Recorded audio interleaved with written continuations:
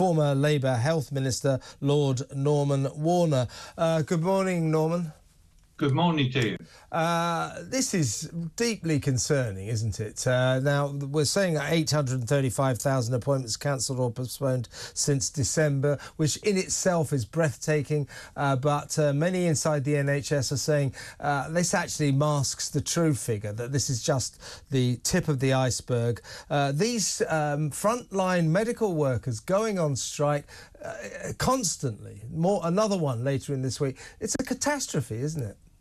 It is a catastrophe, and just to give you the figures, before all these strikes, there was at least 7 million people on a backlog waiting for treatment and diagnosis. So this is 835,000 on top of a very big number.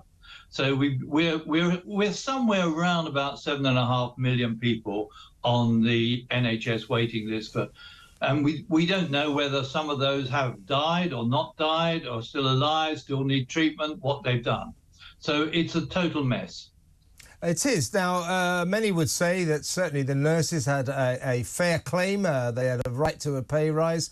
I think our sympathy begins to dissipate a little when we hear about £150,000 a year consultants walking out saying, give us more money. Well, pass me the world's smallest violin. However, this is not what I would say is these strikes are not necessarily unjustified and that the government actually owed them a pay rise. However, the fact that they carry on going on strike, and we all know that the truth, whatever they say, oh, this is about patient safety. Well, there's not much patient safety while doctors and nurses and ambulance drivers are standing on a picket line.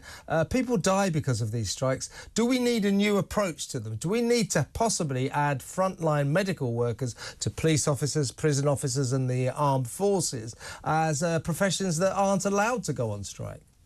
Well, I think if you start doing that to doctors, you can say goodbye to having enough doctors in the NHS. I mean, I think that's point taken. That's an unfortunate fact, because at the end of the day, medical skills are an international commodity.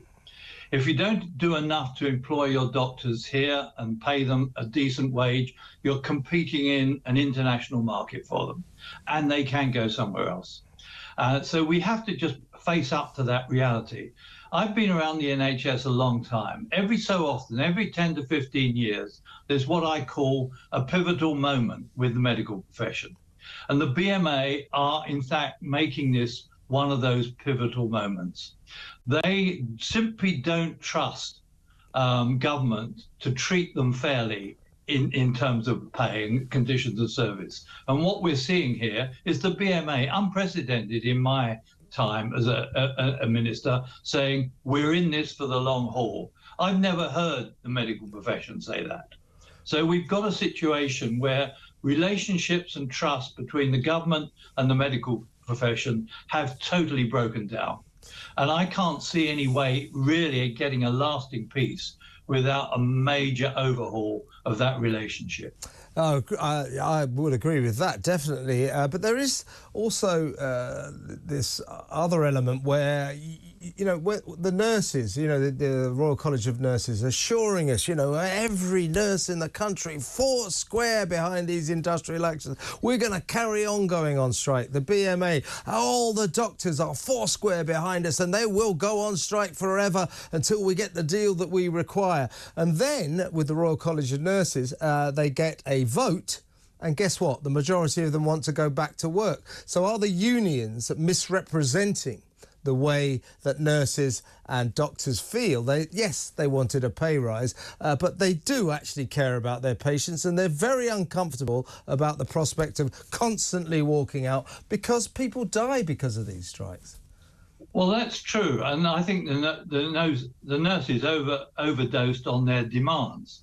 I think the medical situation is different. We've got a situation where we've actually, there's a lot of people simply in the medical profession who are actually changing their approach to medicine. They don't, a lot of them, GPs is a good example. A lot of them don't want to work full time. They have a life-work balance issue and they want to change the way they work.